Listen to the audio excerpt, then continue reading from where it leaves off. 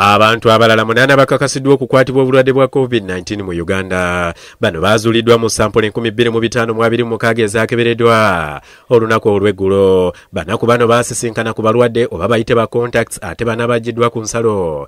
Kakati mu Uganda tuweze omuwendo gw'abakwatiddwa coronavirus 732. Zo sampolo z'abasawo 39 ezaakebereddwa eggulo. Zonna ali zaati zaalaze nti tekuli alina bulwadde buno so nga abagoba baazitwera 16.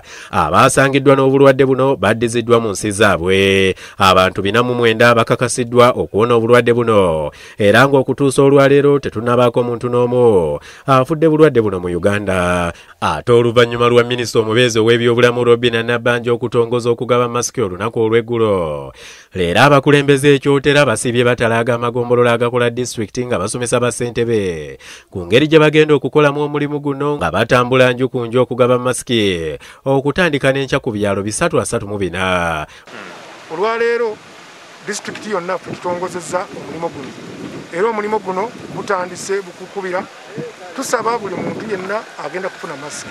Bakulembeddwa mu ssentebe w'akakiiko akalwanyisa COVID-19 ekyotera era nga ye RDC Major David Matovu, akulira ebyobulamu ekyotera Dr. Edward Muwanga, ssentebe wa kyotera Patrick Kintu Kisekulo nga batuuse ku kitebe ky'eggombolola y'ekaliisi z'oluro Lwankoni ne kaliisi z'Otown Council ne bakwasa bassentebe b'ebyalo masiki nga buli kyalo kifunye masiki 9. Ebaza gavumenti otuwa masiki zino kuba tubadde ne masiki obugoye buwewere nnyo kati busobola kwozebwa na kukutugolola. Kisekulo alabudde ab'ebyalo okujja ebyobufuzi mu masiki zino kubaza gavumenti era n'ebigambo kwebiri n'alabula ne bannabyabufuzi okwewala okumala gagenda mu bitundu byabwe nga banoonya obululu. Obulwadde si ffe twabuleese, embeera bwetyo bweri. Akati gwe ayagala obigendamu wenoona obudde bwone ssente bigendemu ng'ebyo bitegedde. Mulimu okuteeka mu karantini. RDC Matovu atuuseeko ne ku nsalo emutukula n'ategeeza nti okufuna masiki za gavumenti ez'okuwa abantu kibawadde amaanyi mapya.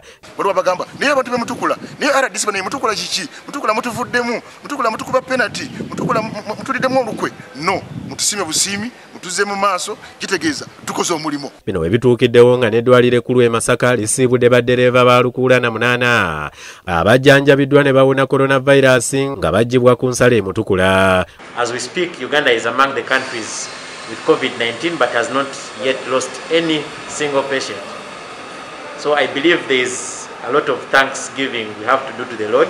Atwala ebyokwerinda e Masaka Andrew Kahindo ategeezezza nti bagenda kweyambisa abawonye okubunyisa obubaka okutangira obulwadde buno mu bantu kubanga bo babulozezzaako. Mwe mugenda kugamba abantu era Dr. Singa tugenda kutuula tulabe abantu bano abakomye mu community tubakozese ng'example tubateeke mu society mubulire abantu okwekuuma. Eka tubakubiriza bagamba akawuka gye kali kaddala ate kaluma.